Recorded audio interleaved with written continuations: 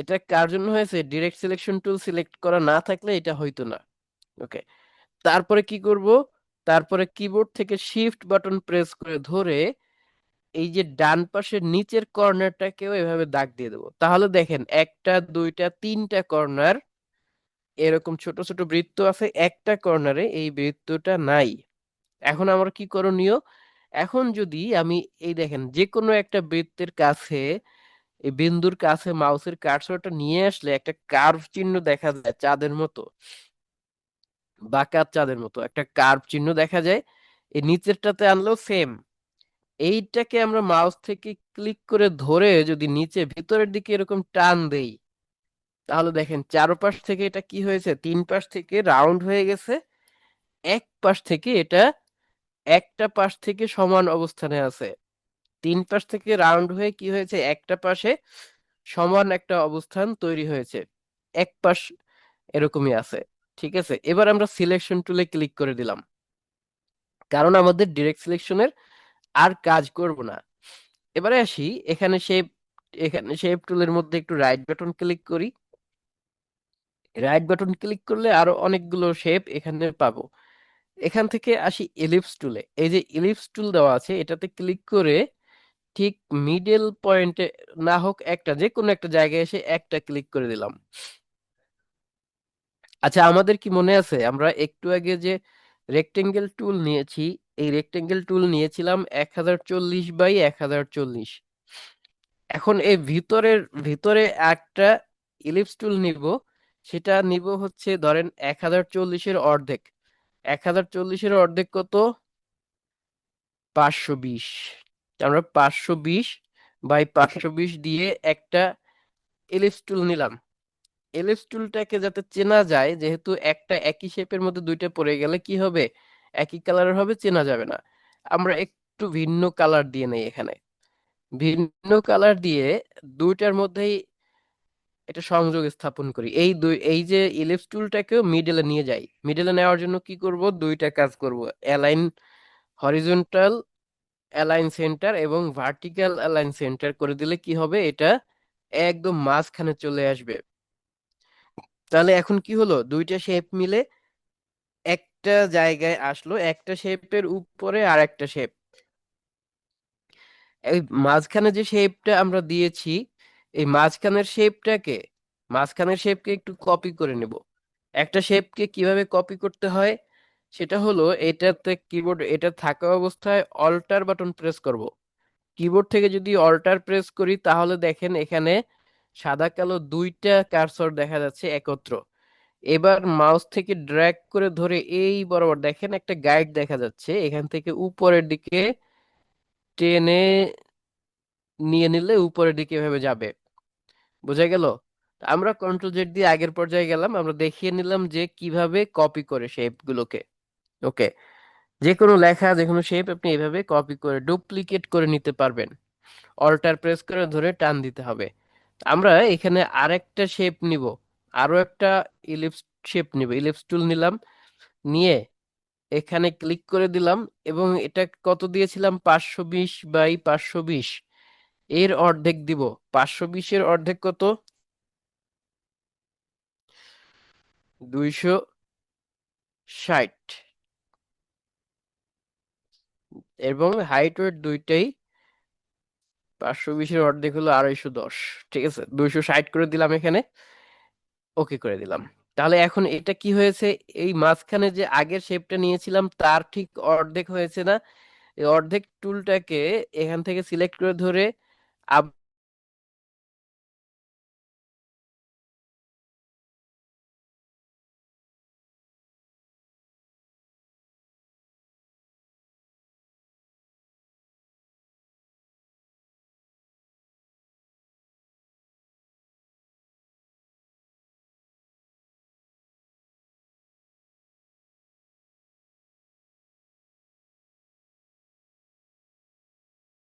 আবারও আমরা এটাকে মাঝখানে নিয়ে যাই। এই ধরনটাকে আমি আরেকটা ভিন্ন কালার দিয়ে দিচ্ছি। ভিন্ন কালারটাকে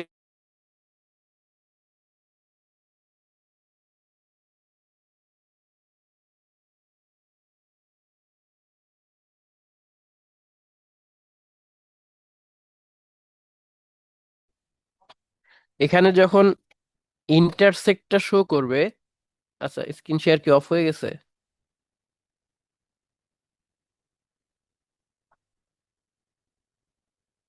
ওকে, দেখেন আমরা এটাকে যখন টান দিয়ে উপরে তুলি, একটু খেয়াল করি, অল্টার প্রেস করে ধরে এটাকে টান দিয়ে যখন উপরে তুলবো তখন একটা লাইন দেখা যাচ্ছে। এই লাইনটা যখন উপরে নিয়ে আসবো তখন ইন্টারসেক্ট শো করবে। এই অবস্থানে এনে ছেড়ে দিব। প্রথমে কিবোর্ড ছাড়বো না, প্রথমে মাউস ছেড়ে দিব, তারপরে কিবোর্ডটাকে ছেড়ে দিব। এই দুটো ছেড়ে দিলে এখন দেখেন এটা কপি হয়ে উপরে চলে এসেছে। আপনাদের যদি এই স্মার্ট গাইড শো না করে তাহলে উপর থেকে চলে যাবেন ভিউ অপশনে। এই যে উপরে ভিউ, ভিউ অপশনে গিয়ে নিচের দিকে দেখবেন এখানে স্মার্ট গাইড নামে একটা অপশন দেওয়া আছে। এই যে স্মার্ট গাইড, এটা আমার এখানে টিক চিহ্ন দেওয়া আছে। এটা যদি টিক চিহ্নটা উঠাই দেই তাহলে আসবে না। আপনারা যদি না আসে তাহলে এটাতে একটা টিক চিহ্ন দিয়ে নেবেন। তাহলে এখন কি হলো, আমার এই শেপটা হুবহু উপরের সাথে মিলে গেছে। এটা আমি বুঝতে পেরেছি কিভাবে, স্মার্ট গাইডের মাধ্যমে। এবারে আমরা আসি এইটাকে কপি করে কিবোর্ড থেকে কিভাবে কপি করব। অল্টার প্রেস করে ধরে নিচের দিকে আবার নিয়ে আসবো, ঠিক সেম ভাবে। এই যে নিচে এনে এটা যখন দুই পাশে এরকম দাগ দেখাচ্ছে তখন আমি এটাকে ছেড়ে দিব। এই যে ছেড়ে দিলাম, এখানেও একটা কপি হয়ে চলে এসেছে।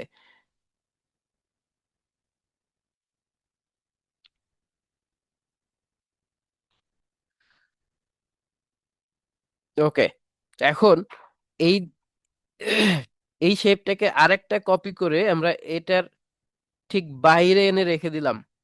ঠিক বাইরে এনে আরেকটা শেপ আমরা রেখে দিলাম। খেয়াল করি, এখন আমরা আরেকটা শেপ নিব। সেম ভাবে ইলিপস টুলের এই জায়গাটাতে ক্লিক করে একটা রেক্টেঙ্গেল নিয়ে নিচ্ছি। এই রেক্টেঙ্গেলের সাইজ কত দিব? এই যে রেক্টেঙ্গেলটা নিলাম, এইটার ওয়েট দিব হচ্ছে, এই মাঝখানে যে শেপটা দিয়েছিলাম, কত দিয়েছিলাম, মাঝখানেরটা দিয়েছি হচ্ছে 520। 520 ওয়েট দিব হচ্ছে এটার হাইট, সরি 520 দিব হাইট, এবং ওয়েট দেব হচ্ছে 260। এই যে ছোট শেপটা যতটুকু দিয়েছিলাম এইটুকু দিলাম প্রশস্ত, এবং হাইট দিলাম 520। এটাকে আমি আমার মতো করে দিয়ে ইন্টার করে দিলাম। ইন্টার দিলে পরে দেখেন এখন কি হয়েছে, এরকম একটা শেপ তৈরি হয়েছে। আমার এখন কি করতে হবে, উপর থেকে সিলেকশন টুলে ক্লিক করতে হবে। তারপরে এই শেপটাকে নিয়ে আমি ঠিক এ বরাবর নিচে এখানে বসিয়ে দিলাম। আমি আর কোনো কাজ কিন্তু এখানে করিনি, জাস্ট শেপ গুলোকে ধরে ধরে এক একটা জায়গায় বসিয়েছি, জাস্ট কয়েকটা শেপ নিয়েছি। দেখেন, এখন আরেকটু দেখি আমরা। এখান থেকে কিবোর্ড থেকে যদি কন্ট্রোল ওয়াই প্রেস করি তাহলে আমাদের শেপের আউটলাইন গুলো শুধু দেখা যাবে। কিবোর্ড থেকে কন্ট্রোল ওয়াই প্রেস করলে কি হয়, শেপের সব আউটলাইন গুলি দেখা যায়। এখন আসি একটু জুম ইন যদি করি, দেখেন এই কর্নার গুলো মিলে গেছে কিনা ভালোভাবে সেটা আমরা এখান থেকে চেক করতে পারি। আমাদের প্রত্যেকটা কর্নার কিন্তু মিলে গেছে। কারণ কি, আমরা মাপ গুলো যদি ঠিক রাখেন তাহলে এখানে প্রত্যেকটা কর্নার এভাবে করে মিলে যাবে। আর স্মার্ট গাইড অনুযায়ী যদি কাজ করেন তাহলে স্মার্টলি আমরা এই কাজটা করতে পারবো। দেখেন আমাদের সবগুলোই কিন্তু মিলে গেছে। ওকে, আমরা যদি যদি একটা না মিলে তাহলে কি করব, তাহলে আমাদের এইটাকে আমরা আরেকটু হালকা টেনে বড় করে দিলেও দিতে পারি, নাও দিতে পারি। আবার যদি কিবোর্ড থেকে কন্ট্রোল ওয়াই প্রেস করি তাহলে কি হবে, আবার আগের পর্যায়ে চলে যেতে পারবো। এটাকে একটু সরিয়ে নিলাম, এগুলোকে জুম ইন করব। আমাদের এখান থেকে স্ক্রিনের সাথে ফিট করার জন্য কন্ট্রোল জিরো প্রেস করতে হয়। স্ক্রিনের সাথে ফিট করার জন্য কি করতে হয়, স্ক্রিনের সাথে ফিট করার জন্য কিবোর্ড থেকে কন্ট্রোল জিরো প্রেস করতে হয়। তাহলে স্ক্রিনে যতটুকু জায়গা লাগবে, যতটুকু জায়গা শো করে হালকা টেনে বড় করে দিলেও দিতে পারি, নাও দিতে পারি। আবার যদি কিবোর্ড থেকে কন্ট্রোল ওয়াই প্রেস করি তাহলে কি হবে, আবার আগের পর্যায়ে চলে যেতে পারবো। এটাকে একটু সরিয়ে নিলাম, এগুলোকে জুম ইন করব। আমাদের এখান থেকে স্ক্রিনের সাথে ফিট করার জন্য কন্ট্রোল জিরো প্রেস করতে হয়। স্ক্রিনের সাথে ফিট করার জন্য কি করতে হয়? স্ক্রিনের সাথে ফিট করার জন্য কিবোর্ড থেকে কন্ট্রোল জিরো প্রেস করতে হয়। তাহলে স্ক্রিনে যতটুকু জায়গা লাগবে, যতটুকু জায়গা শো করে ততটুকুতে আমরা এটা করতে পারবো। আচ্ছা, তা আমরা এখনই একটু 5 মিনিটের মধ্যেই আমাদের ক্লাসটা শেষ করে দিব। খেয়াল করি এখন এখানে এই যে শেপ তো নিলাম, নিচে আর একটা টুল আছে, এটাকে বলা হয় শেপ বিল্ডার টুল। এটাকে কি বলা হয়? এইটাকে বলা হয় শেপ বিল্ডার টুল। শেপ বিল্ডারের কাজ কি? শেপ বিল্ডারের কাজ হলো শেপগুলোকে কেটে কুটে একটা শেপে পরিণত করা। শেপগুলোকে, একাধিক শেপকে মার্জ করে একটা শেপে রূপান্তর করা হলো শেপ বিল্ডার টুলের কাজ। এটাতে আ, কাজ করার জন্য আসার আগে আমরা এটা এখন এই কাজটা করার আগে সবগুলো শেপকে আগে সিলেক্ট করে নিব। মাউস থেকে ড্র্যাগ করে টেনে উপরের শেপগুলো সিলেক্ট করে নিলাম। এরপরে যদি শেপ বিল্ডার টুলে যাই, দেখেন যেখানেই ক্লিক করি দেখতে পাচ্ছেন যে এক একটা স্থান, এই যে এক একটা এরিয়া একটু হালকা হালকা শেপে পরিণত হচ্ছে। একটা এর ভিতরে একটা কালার তো চেঞ্জ হচ্ছে। ওকে, এখন আমরা যদি এই দেখেন এই যে দুইটা শেপ আছে না, এই উপরে যে দাগটা, এটার উপরে মাউসের কার্সর নিয়ে টান দিয়ে নিচেরটাতে এটাতেও ড্র্যাগ করে দিলাম, এভাবে এই পর্যন্ত নিয়ে এসে ছেড়ে দিলাম। দেখেন কি হয়ে গেছে এখন, এইটুকু আলাদা হয়ে গেছে আমার। এইটুকু কি হয়েছে? আলাদা হয়ে একটা শেপে পরিণত হয়েছে। এবং এখন যদি ডান পাশের শেপটাতে আসি, এইটুকু আমরা একবার এরকম কাজ করে দিলাম, দেখেন এইটুকু আবার আলাদা একটা শেপ হয়ে গেছে। এইটা একটা আলাদা শেপ, এটা একটা আলাদা শেপ, ডানে বামে দুইটা আলাদা শেপ। এখন এখন ওর মাঝখানের এই যে জায়গাটুকু আছে এইটুকু কেটে দিব। এটুকু আমাদের টোটালি দরকার নাই। কেটে দেওয়ার জন্য কি করব, কিবোর্ড থেকে দেখেন কোনো কিছু প্রেস না করলে এখানে একটা প্লাস আইকন আছে, আমরা যদি এটাকে অল্টার প্রেস করি তাহলে এটা মাইনাস হয়ে যাচ্ছে। মাইনাস ক্লিক করে ধরে এটাকে এরকম টান দিয়ে এই ফাঁকা জায়গা থেকে বাইরে নিয়ে চলে আসব। তাহলে কি হলো, এটা একদম কেটে গেল। এবার আমরা চলে যাই একটু সিলেকশন টুলে। সিলেকশন টুলে গেলে দেখেন এটার মধ্যে কিন্তু একটা শেপ না, দুইটা শেপ। এখন আমি যদি টান দিয়ে আলাদা করি, দেখেন আলাদা আলাদা হয়ে যাচ্ছে। তো আমরা কন্ট্রোল জেড ক্লিক করে আবার আগের পর্যায়ে চলে গেলাম। এই যে জায়গাটা আছে, খেয়াল করি একটু বড় করে, আমরা এখন দুইটাতে দুই কালার দিব, ভিন্ন কালার দিলে শেপটা চেনা যাবে। আমরা প্রথমে এইটাতে আসি, এদের কালারটা ইয়েলো দিয়ে দিলাম। কি দিলাম? ইয়েলো কালার দিলাম। এবং এই যেটা আছে এটাকে মনে করেন এটা আমরা একটা ব্লু কালার দিয়ে দিলাম সাপোজ। অথবা একটা, আপনি চাইলে এখানে অন্য যে কোনো কালার দিয়ে দিতে পারেন। হুম, এবারে আসি, আমরা এই যে কর্নার দুইটা আছে, এই কর্নার দুইটাকে রাউন্ড ফিগার করে দেবো, রাউন্ড করে দেবো। কিভাবে করব?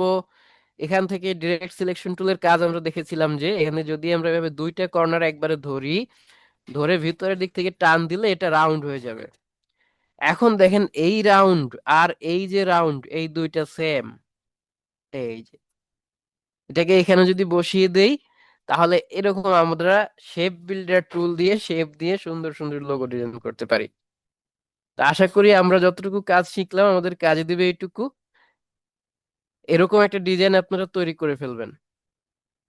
ওকে, আজকের যতটুকু দেখলাম এইটুকু সবাই কাজে লাগাবেন আশা করি।